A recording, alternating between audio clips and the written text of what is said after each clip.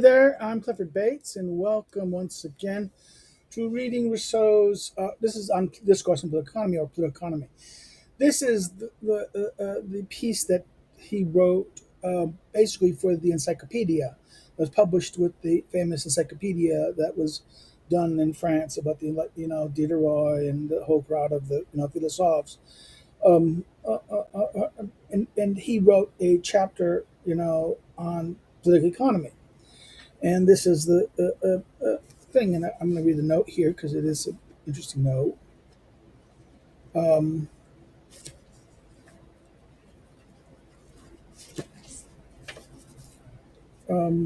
I put some of it in the on below on the my information page about it.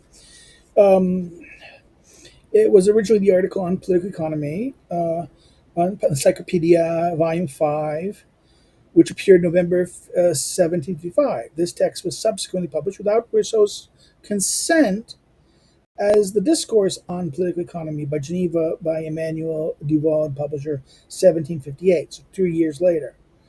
It was generally assumed that Rousseau wrote it after completing the Second Discourse in 1754. The notebook containing Rousseau's fragmentary first draft of it has been deciphered and published. Both a citation in this manuscript and the explicit reference in the final version indicate that Rousseau knew Diderot's article on natural right. Diderot's concept of the general will as the human species thus seems to have inspired both political economy and the Geneva manuscript. Here, Rousseau merely accepts the idea of the general will and adapts it to his purpose. As Dorothy noted, this difference may result from the focus of political economy, which is devoted to the administration or execution of the laws by the government rather than to the principle underlying sovereignty. So, therefore, he's looking at the question of administration here in this sense. Again, this is the edition I'm using. This is the edition we're choosing of here. It is Roger Masters and Judith Masters, or Judith Best, her later name. Um,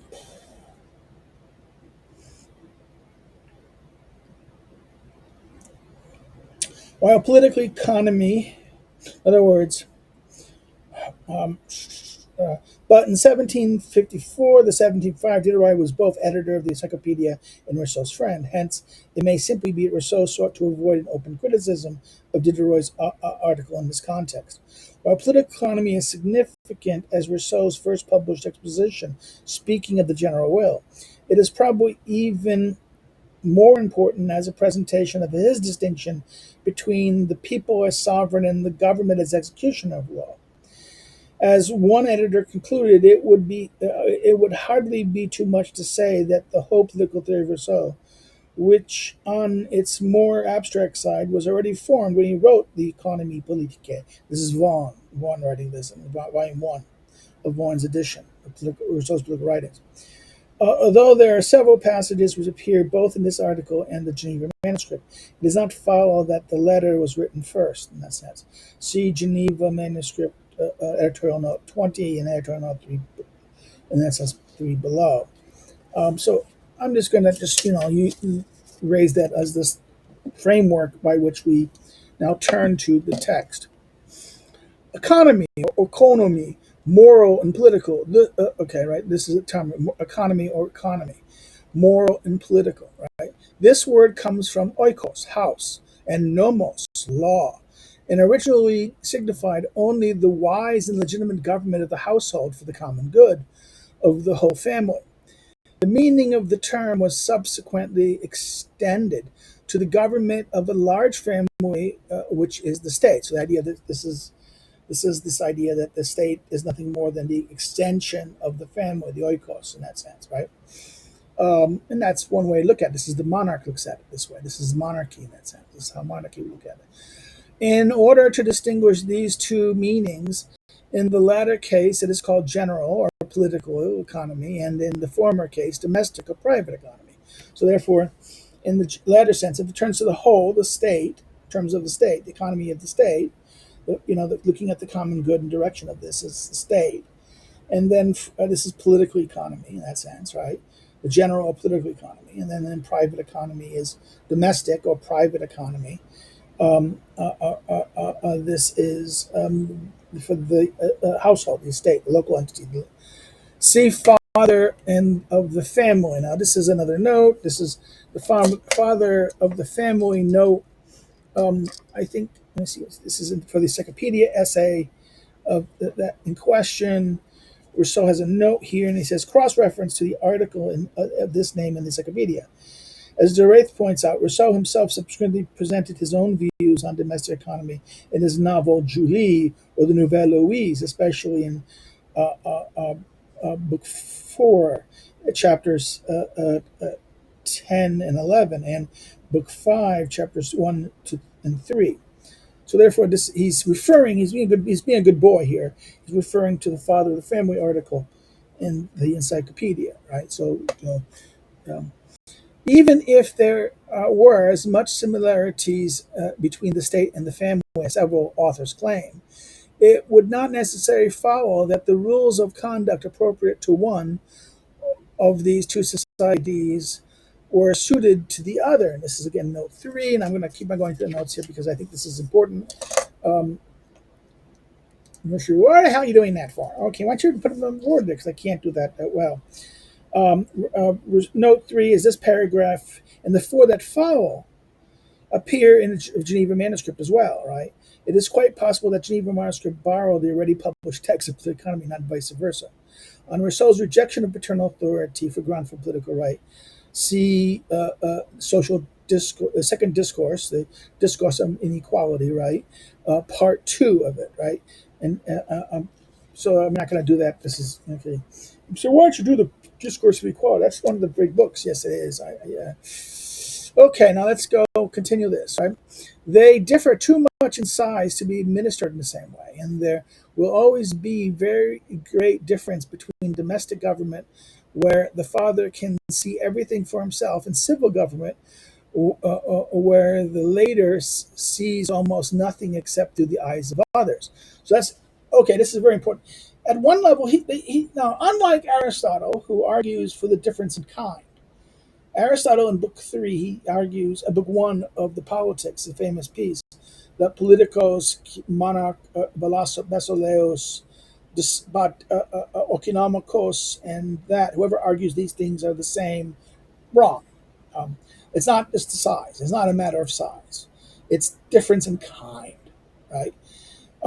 Locke, at the beginning of his social second treatise, does a similar thing, but he conflates magisterial kings and political rule as the same thing, where Aristotle they're different. Here, at first hand, he basically accepts the argument that people who argue that the state is just an enlargement of the family, right? The oikos, and that this economy, he's accepting this view, and I think this is the Diderot. This may be because he's not willing to break with Diderot yet. Okay, this is, and he's accepting this view that this is a question of size. But even here now, he says the difference is between domestic government and civil government is the size does not. The father can see everything. The civic leader cannot, and rather sees it through others. Now, this radically differs from the Aristotelian conception of that the polis and the politicos. The politicos needs to be at a glance. The world has to be at a glance. That's the world of the word of the koinonia, the world of the polis, or the world of the konos politicae, the political community, is at a glance. Here, what he's saying is that no, it's not at a glance. It's at a glance from a second-hand person. It is not. It's mediated. And it's interesting. He seems to suggest that it's mediation, but okay, that it's not your glance. It's seen through, mediated through the eyes of others. So let's go. There's eyes of others. For things to become equal in this respect, the talent, force, and faculties of the father would have to increase in proportion to the size of the family. And the soul of a powerful monarch would have to be, compared to that of an ordinary man, what the extent of his empire is to the inheritance of a private individual. So therefore, this idea, soul of the character of the individual, the character of the father to the family, right, to the household, and the size of the state, right? This has to be proportionate. The size of the leader, in other words, it has to be dramatically proportional in that sense. He's suggesting, and therefore it's going to be unlikely. But how could the government of the state be like that of the family, whose basis is so different? Because the father is physically stronger than his children, paternal power is correctly thought to be established by nature for long as they need his help. Again, this is very Lockean in that way, right? This is very Lockean in that sense. In the large, especially Locke's treatment and social thing on this is paternal power, right? This is the chapter on paternal power, which is one of the longer chapters on chapter 6. And then conjugal society in chapter 7, which is on of political and civil society, right? The first half of that is about conjugal, man and wife. So therefore, that we have this very interesting thing that Rousseau is not disagreeing with Locke on this in a sense, right? It's not permanent. It's no permanent basis. It's as long as they need help. In the large family, all whose members are naturally equal, political authority, purely arbitrary as regarded in its institution, can only be founded on conventions. And the magistrate can only command the citizen by virtue of the laws, right? Again, this is note 4.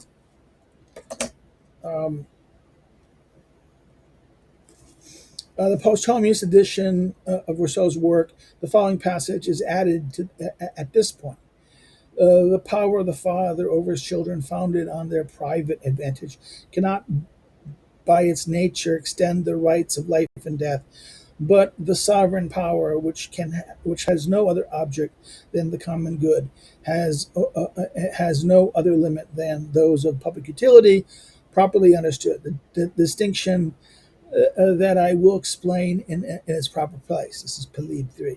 Rousseau doubtless refers to social contract, especially Book 2, chapters 4 through 5. Okay, right. This is what he's referring to. So he goes, he says the father's duties are dictated by natural feelings in such a way that he can rarely disobey. Leaders have no similar rule and are not really obligated to the people except for what they have promised to do, which the people has a right to require them to carry out. So therefore, the father's duties have natural feelings, and therefore it's going to be hard to disobey. Whereas the leaders have, the people have only the things they promised, what they promised to do, right? And therefore, and if the people have and if they don't do it, people have a right, to demand that they do, right? Because they promised it, right? Another even more important difference is that since the children have nothing except what they receive from the father, it is evident that all property rights belong to and emanate from him. It is just the opposite in the large family, where the general administration is only established in order to assume private property, which is antecedent to it. The main object of the entire household's work is to preserve and increase the father's patrimony so that someday he can divide it among his children without impoverishing them.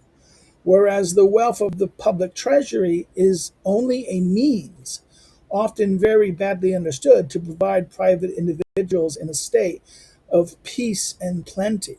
In other words, okay, this does the what? The father is, his wealth is being up so that at the end of the time when he has transferred that, he's transferring each of them enough that they're not living in poverty, right? They're not living in,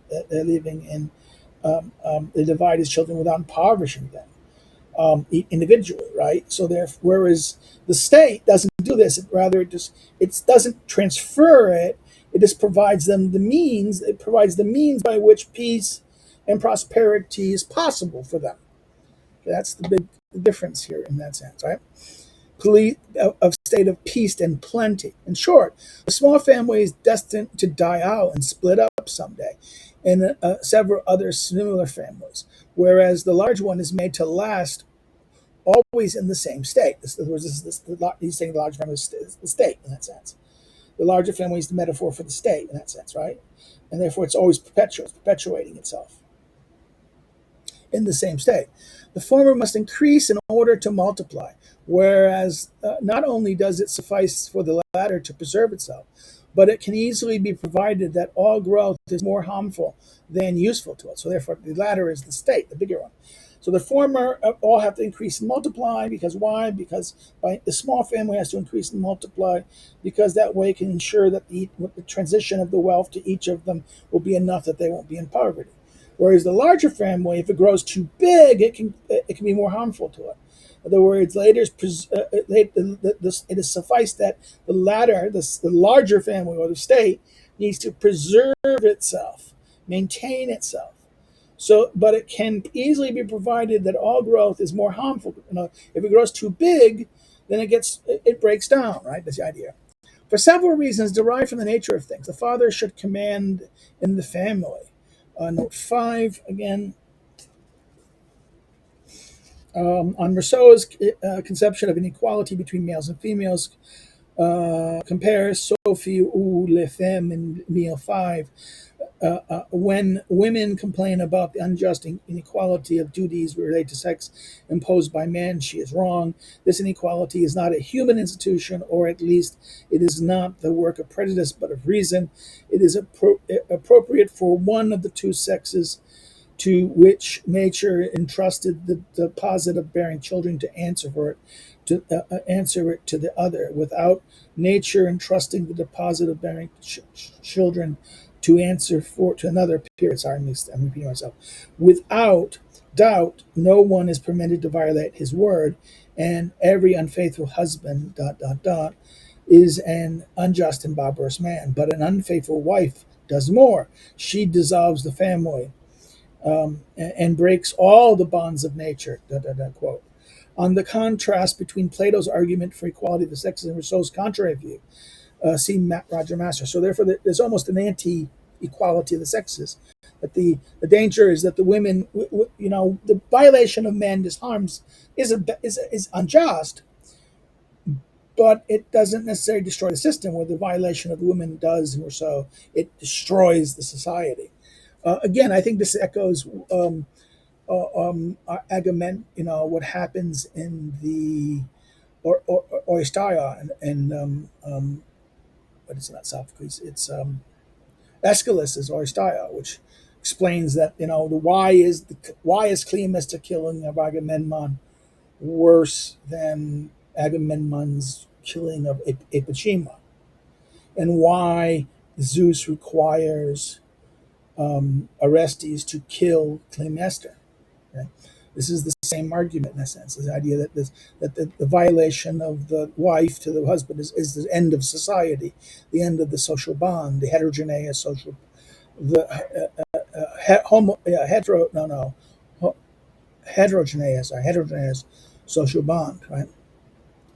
So first, the authority of the father and the mother should not be equal. Rather, there must be a single government. And when opinions are divided, there must be a dominant voice that decides. So that's the first thing. There must be a single authority. There must be a unification of this. There must be a single command. So therefore, it can't be divided. It can't be divided. It must be of this unified thing. Second, however slight the implications, particular to the wife, are thought to be, since they are always in an active period for her, this is sufficient reason to exclude her from primacy. Because when the balance is perfectly equal, a straw is enough to tip it. So therefore, this idea of that, okay, something about, okay, we don't want to get in trouble here, is something to the wife, is that there's always an active period for her in that sense. And this is why you do this, right? Because in the balance of things, a small difference, a small inequality, a small thing, is enough to tip the scale. Furthermore, the husband should oversee his wife's conduct, because it is important to him that the children he is forced to recognize do not belong to anyone other than himself. The wife who has no such thing to fear does not have the same right over her husband. So notice this is important. This is important. This is the problem about this is the thing about men. Women don't doubt that they're the mother, that the child is theirs. Men can. Men have no certainty that the child is theirs. Only the word of the wife. So, in other words, the man's certainty about the parental right of the child is only tied to that of his trust and faithfulness of the wife. Whereas the wife doesn't matter; it's her child. She knows it cannot be but her child if she forces it, right? So therefore, this is the difference in this sense. This is why this is the danger here. Um, Third, children should obey their father at first through necessity, later through gratitude. Okay, this is the first one. They obey their parents out of necessities because they need to, because without the father and without the care of the father, they will not survive. And then later for gratitude for the care that they receive. Right after having their needs met by him for half their lives, they should devote the other half to attending to his needs. Okay, this is the idea that in other words, it's payback. Okay, this is the idea. They've helped you, and therefore, by helping them, you're signaling to your children that they should do likewise. Okay. This is, and by not doing that, that signals to the children maybe they shouldn't. Right.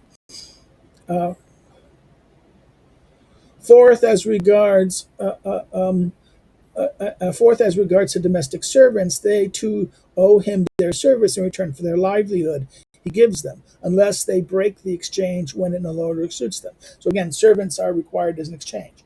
I give you livelihood, you have to give me, you have to do the work, and you have to obey me in that sense, right? There's a utility argument here in this thing. So let's continue here. Utility argument of this in this sense. Um, I do not speak for slavery because it is contrary to nature and no right can authorize it. So he just talks about domestic service, which is it's exchange. It is I'm giving you something, and there's exchange. But he's not. But he's going to be silent about slavery because slavery is contrary to nature and no right can authorize it. So this is where he breaks with Aristotle. Aristotle will talk about this because he would argue that there's no distinction between servants and slaves in this regard. One is more, maybe there's more force. Servants may do it voluntarily, and whereas slaves do it involuntarily, but there's something still there. Nothing of this kind exists in political society. So, stop. So we shift. He says, nothing of this kind belongs in political society. Far from the leaders having a natural interest in the happiness of private individuals, it is not unusual for him to seek his own happiness at their misery. Is the magistracy hereditary? Often a child is in command of men. Is it elective? Elections present 1,000 drawbacks. And in either case, all the advantages of paternity are lost, right? The question, whose child is like this doesn't matter, right? If you have only one leader, you are at the discretion of a master who has no reason to love you. If you have several, you must simultaneously bear their tyranny and their dissension. So therefore, this is interesting. He says that he goes from the basis of the family. Rousseau seems to now, at this point, make it clear that the family and the state and the political society are not the same in their stuff.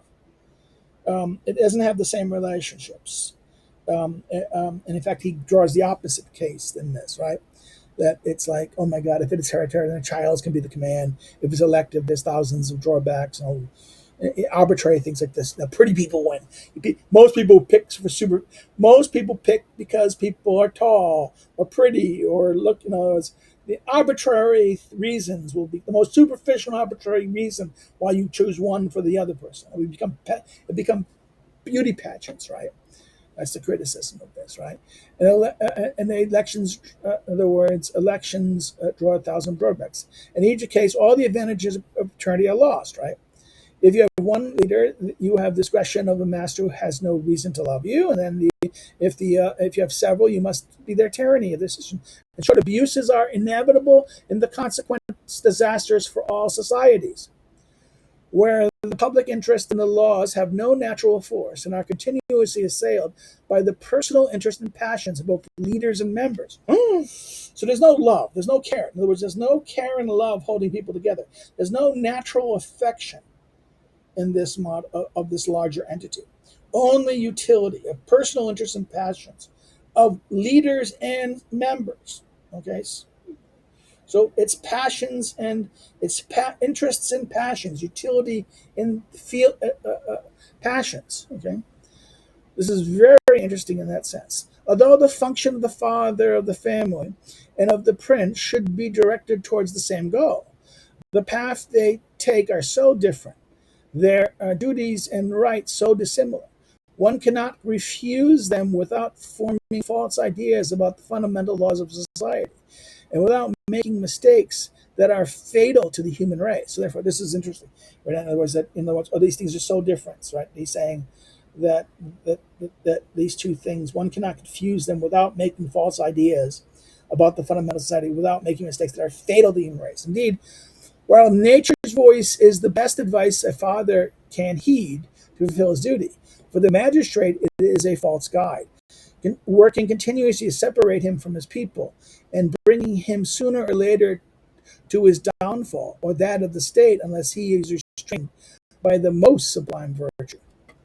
The only precaution necessary to a father of the family is to protect himself from depravity and to prevent his natural inclinations from being corrupt, whereas it is these very inclinations which corrupt the magistrate. So, in other words, here is, okay, wait a minute. Manderville, Ferdinand Manderville, public, private virtue, public vice, right? So, what is virtuous for the father becomes a vice, a thing that corrupts in the magistrate. This is the public office. This is right. This is Ferdinand Manderville's Fable of the Bees. To do what is right, the former needs only consult the heart. The latter becomes a traitor the moment he heeds it. In other words, the moment he heeds his heart, right? So therefore, one is the father. The father consults his heart, but the magistrate becomes a traitor when he heals his heart. Even his own reason should be suspect to him, and he should follow no other rule than the public reason, which is the law. So he must obey the law. The public reason is the law, not his own reasoning. And he should follow no other rule than the public reason, which is the law, right? Besides, nature has made a multitude of good fathers of families, but it is doubtful that since the beginning of the world, human wisdom has ever made 10 men capable of governing their fellow men. So there was nature has produced multitudes of good fathers, but only a handful, maybe 10 men capable of ruling others, governing their fellow men in that sense.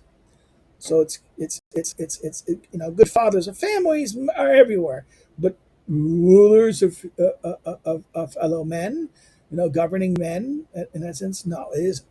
It follows from everything I've just set forth that public economy is correctly distinguished from private economy, and that that since the state has nothing in common with the family except the obligation of their leaders to make each of them happy, the same rules of conduct could not be suited to them both.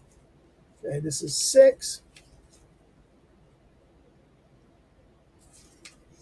In the edition of 1782, the last clause has been changed to read, happy their rights could not come from the same source, nor could the same rules of conduct be suited to them both.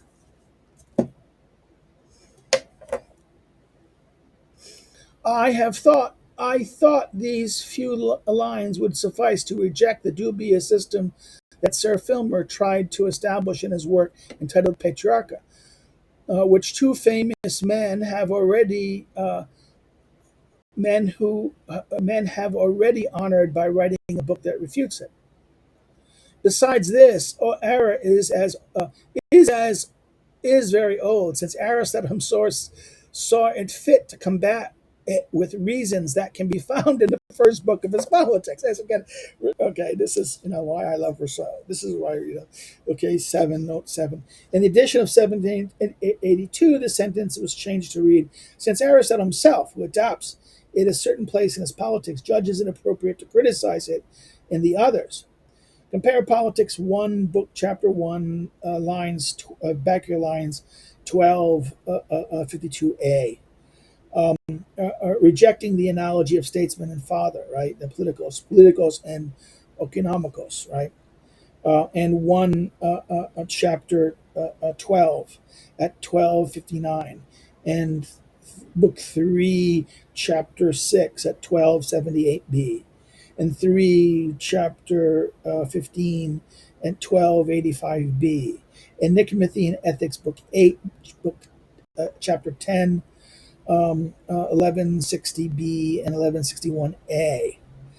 The two critics of Filmer mentioned in the preceding sentence are John Locke's The Second Treatise of Government and Algernon Sidney's Discourse on Government. Okay, so this is why I love Rousseau sometimes makes me love. So therefore, he's going to say, listen, there's not the same. Filmer's wrong. Patriarchy is a very interesting argument.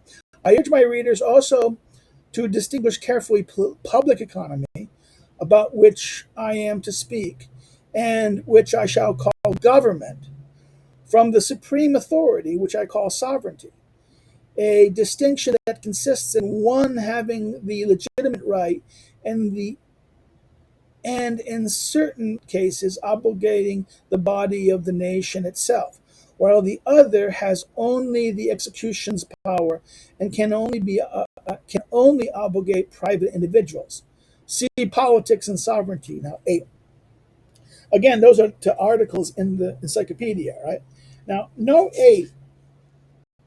Rousseau refers to articles which were to appear in subsequent volumes of the Encyclopedia, but since Diderot did not complete the editorial work on the immense project until 1761, and the volumes at the end of the alphabet weren't published until 1765 and 1766, it was not clear whether Rousseau referred to manuscripts of the entry under Politics and Sovereignty or simply anticipated their inclusion.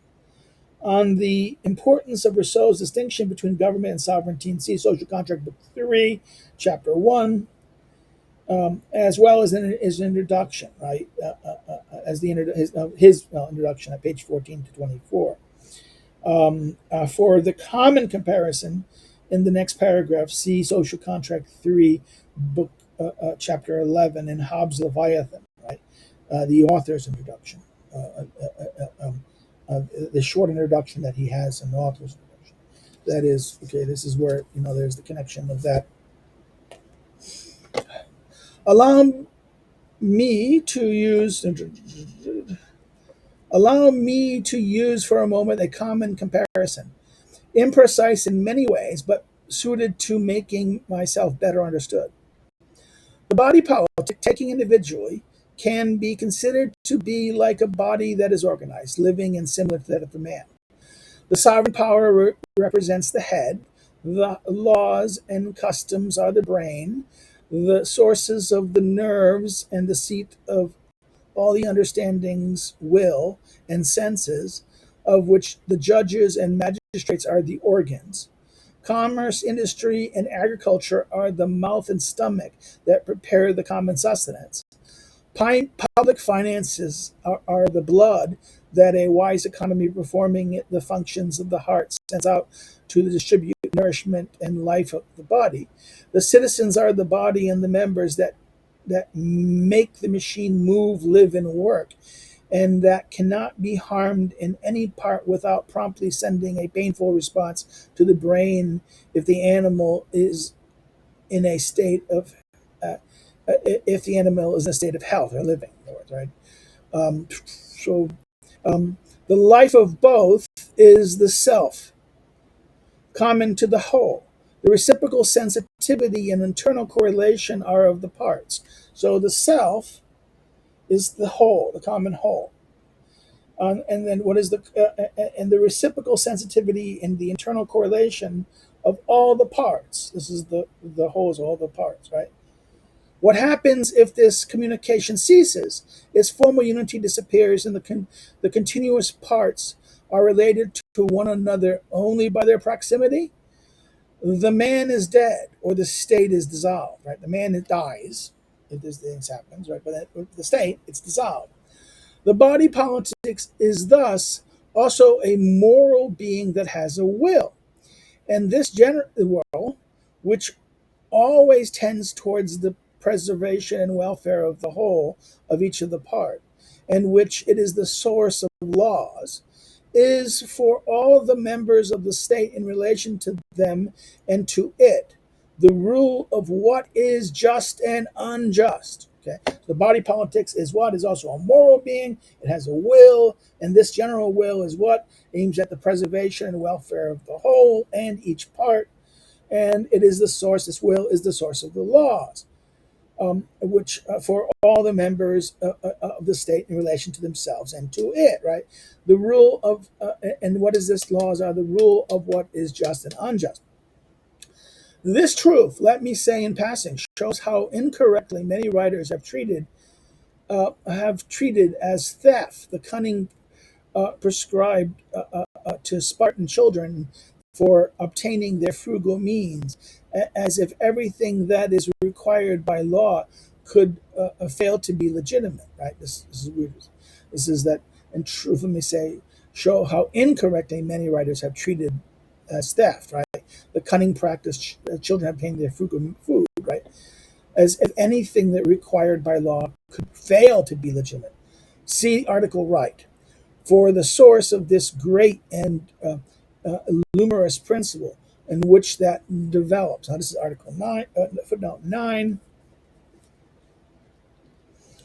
Rousseau here refers to Diderot's article on natural right, published along with his own article in Volume 5, Encyclopedie, as the source of his concept of general will. Rousseau, however, modifies Diderot's concept in a fundamental way. In other words, again, this is compare introduction of the page 1517 and Geneva Manuscript Book 1, Chapter 2, especially editorial notes citing Diderot. Right, for the full French text of natural right, see Vaughan, Volume 1. Some commentators have questioned whether Rousseau was actually inspired to use the term general will by Diderot. It is, however, plausible, especially since the sentence was deleted from the editions of 1758 and 1782, presumably reflecting Rousseau's break with Diderot. On Rousseau's relations with Diderot, see the balanced account in Arthur Wilson's remarkable book, Diderot, from Oxford University Press, 1972.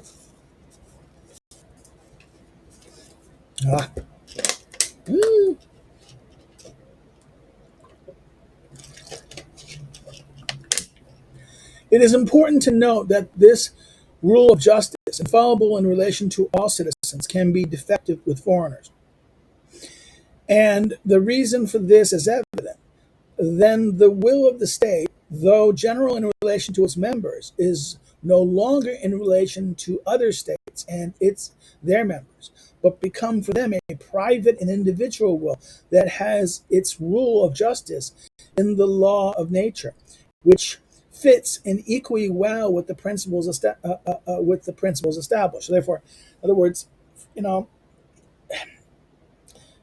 words, an outsider, the relation with others, they're outside. They're not in the network of the same body entity, right? They're not in the same thing, and therefore, this is rather in the state of nature. This is here he agrees with Locke in the sense that foreign relationship that with foreigners or non people who are those who are not in your body politic, are relations with them are always within the state of nature in that sense. Ultimately, in the state of nature in that sense, even though you might try to treat them like that, but no, that's going to be it's a big question here. And therefore it makes sense in that sense, because they're not inside the system, and their views of justice and what they think is right may come from their own system in that sense. So therefore, then the large towns of the world becomes a body politic, of which the laws of nature is always the general will, And the various states and people are merely individual members. So therefore, okay, now there's a moment here. This view is that okay, what is true in one city, in one town, in one nation, in that sense, right? But then what is over here? But then it goes to for then the large town of the world, right? The world becomes the body politic. So this is a moment of cosmopolitan capacity. Okay, and this is also echoes what he does in Geneva manuscript about this idea of this. Now Rousseau will abandon this in the social contract which we spent on. The Geneva manuscript position, that chapter on that, the Geneva manuscript doesn't have, what is it?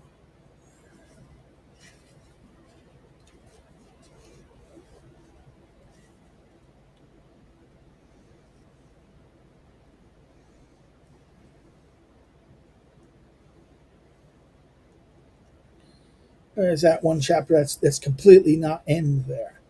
It's the idea of society, the larger entity, the something beyond that of the civic bond, go beyond the society of the larger.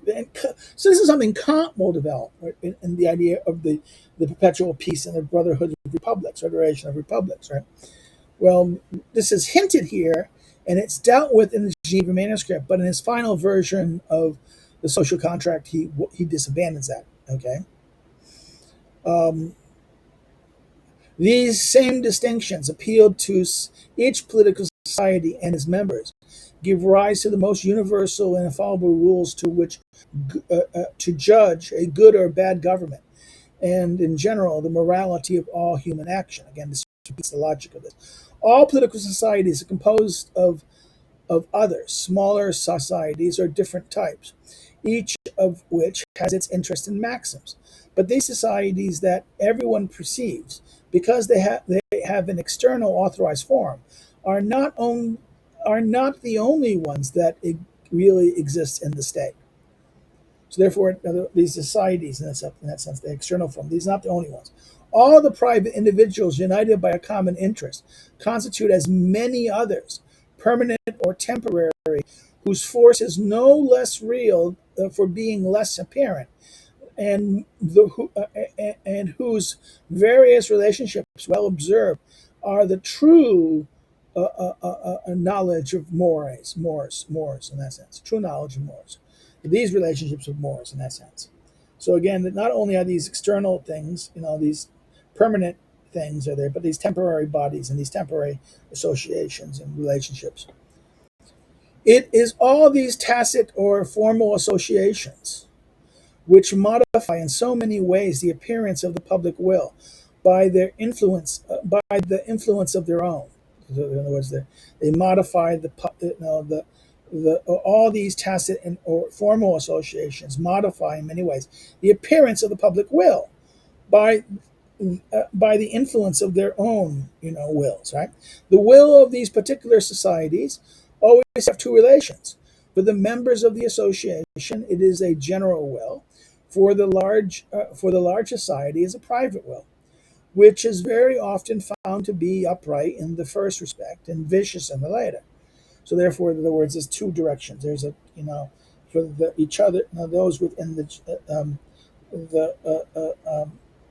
and the members of the association, it's a general will in that sense. But with the larger society, it's a private will, and therefore, in the first sense, it's upright. In the second sense, can be vicious. Right?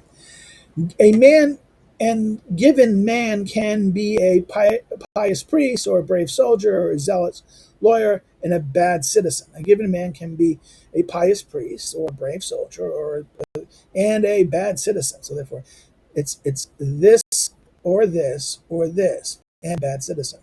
Pious priest, brave soldier, and zealous lawyer, but also a bad citizen. Given deliberations can be advantageous to the small community and pernicious to the large one.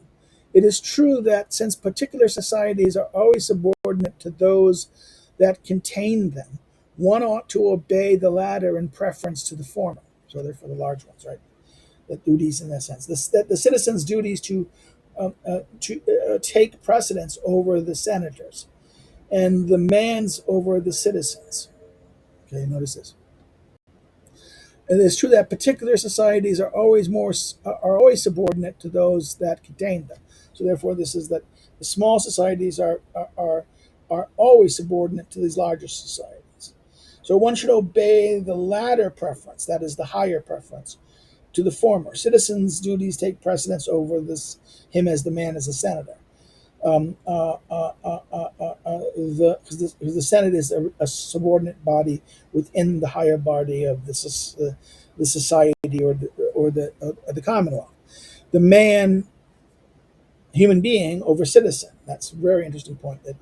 This is the early Rousseau in that sense, right? This higher duty. But unfortunately, personal interest is always found in the in inverse ratio to duty. So therefore, in other words, it's interest over duty, right? Inverse. Personal interest is always found in the opposite of duty, and it increases in proportion as the association becomes narrower and the engagement less sacred. Invisible proof that the most general will is also always the most just, and that the voice of the people is in fact the voice of God. Okay, this is footnote 10. On group theory of politics presented in the foregoing paragraph, again, this is see introduction, page 2123, and Social Contract, Book 3, Chapter 2. Rousseau's conclusion that the voice of the people is in fact the voice of God, vox populi vox Dei, is more than a restatement of the old Roman precept. It also reflects Rousseau's rejection that of any revealed religion presumes that God speaks to some individuals rather than to others. In effect, according to Rousseau's personal religion, it is to be believed that particular events are nothing in the eyes of the master of the universe, that his providence is solely universal.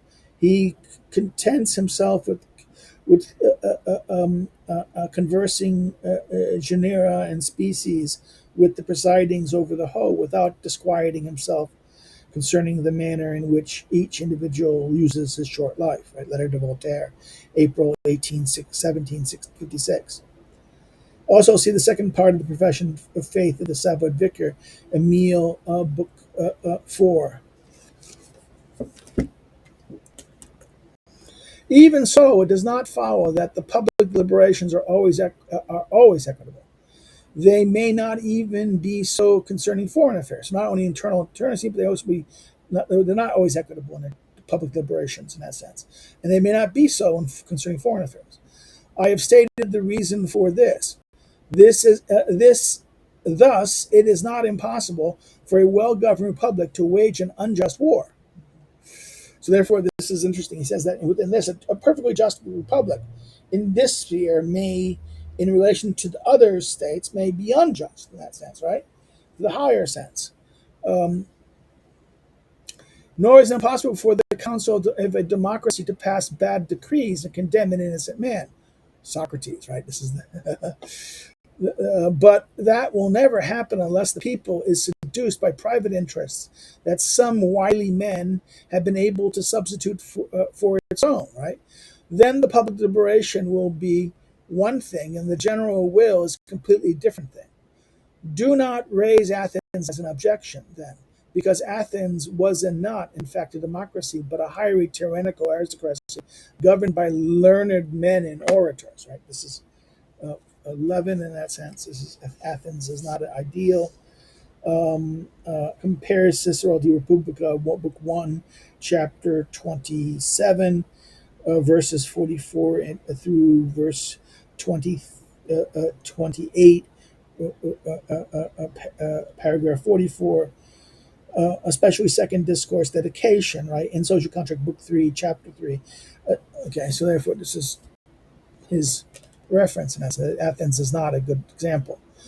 Examine carefully what happens in any deliberations. You'll see that the general will is always in favor of the common good, but very often a secret split occurs, a tacit confederation, which causes the natural disposition of the assembly to be bypassed for the sake of private views.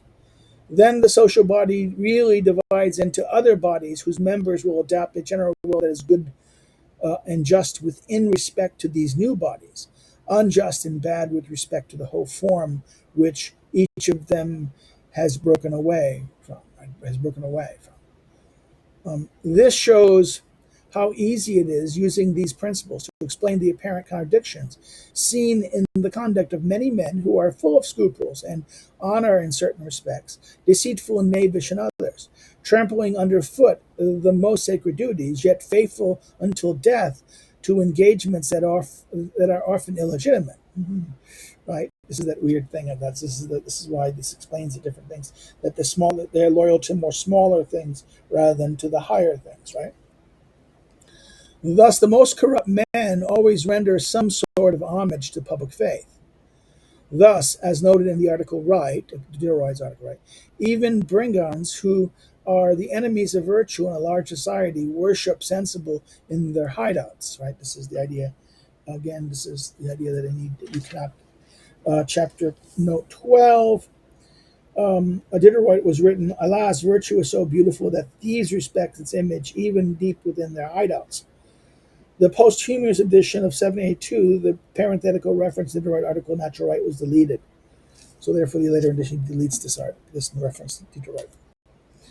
In establishing the general will as the first principle of political economy and the fundamental rule of government, I did not believe it was necessary to examine seriously whether the magistrates belong to the people or the people to the magistrates, and whether in public affairs it is the good of the state or that of the leader that should be consulted.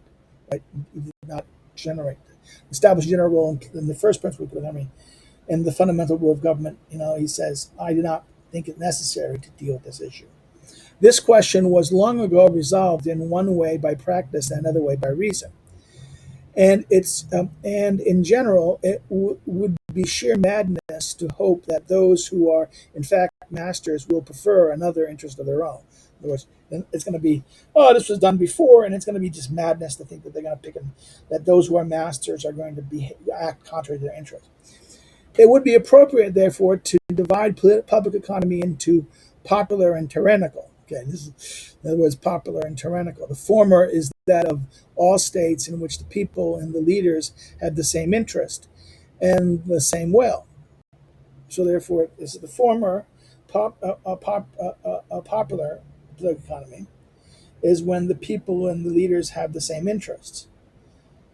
Therefore, when they don't have the same interests, it becomes tyrannical, right? The other necessary exists everywhere that the government and the people have different interests and consequently opposing wills. So when they have agreement, their wills coincide, their interests intersect, there's going to be popular government. Okay, this leads us to the distinction of two things. Popular government or tyrannical government, despotic government, right? This is that distinction that we see in Tocqueville, the division between democratic and despotic, right?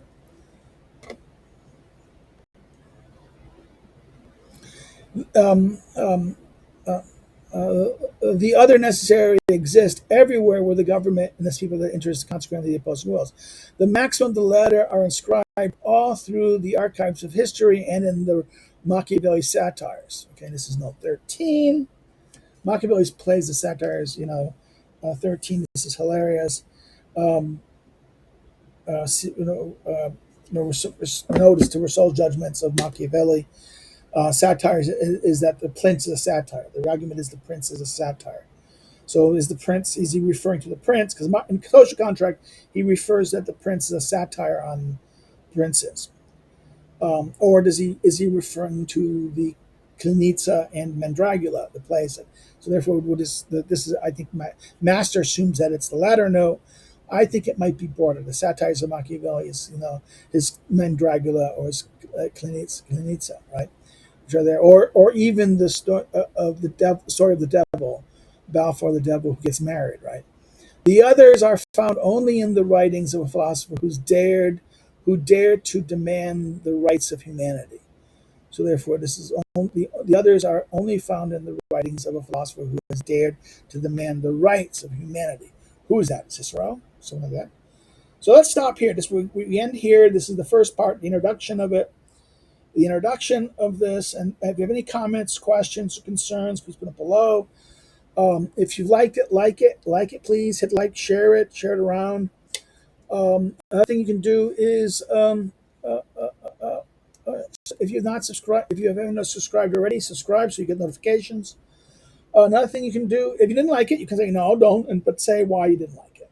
Say what your criticisms were, and if you think if you have, again, tied to, like I said, if you have any comments or questions or issues, please say it below, because this is done for the sake of things that maybe this will be wrong, and therefore people can learn from it. Maybe even I can learn from it.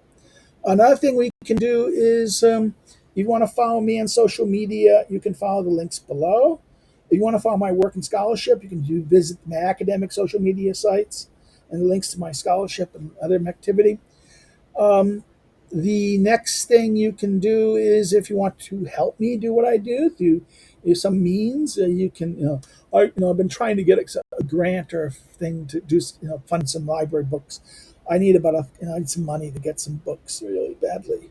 And some of the places I applied to, if I applied to the Polish state, the books have to go to mostly go to their library. I don't want to get state money. I don't want to get foundation money for me to be able to get some stuff. That'd be great. But if I ask for state money, it has to go to the library, and therefore it's useless because the library doesn't want my books. My department's library doesn't want the kind of books I want. So they'll say no, we don't. They'll say the library will put a veto on could put a veto on the request. So that's why I'm doing. You can help by doing this. This is why. Because usually I joke about this. The inflation has killed my ability to buy books. The inflation of the past 3 years have really just wiped out my ability to do things. The cost of living itself massively increased because of post-COVID. Oh my God! And the war in Ukraine as well. So therefore, that's that. So you can help me by becoming a member or subscribe to our Patreon, or you can buy one of my books listed below. You can do it through Amazon or anything like that, or you can do your bookstore or Amazon or any of the online stores, or you can do it through your local bookstore. Okay. And the other thing is what else to do? No, there's not much to do. Remember, this is Wednesdays. We're finishing the political economy up. Next chapter, we'll look at the first part. Part one is this really has 5 parts in that sense. This will have 5 parts, and so for 5 videos. This is the introduction, and we'll go to the next one, part 1. Okay, take care. Bye-bye. Again, we'll be continuing Schmidt on Thursdays and Tuesdays and Thursdays, and Fridays are always live streams or things like that. A book club, if I do a book club again, or live stream. So again, bye-bye. Take care and have a good day. See you. Bye.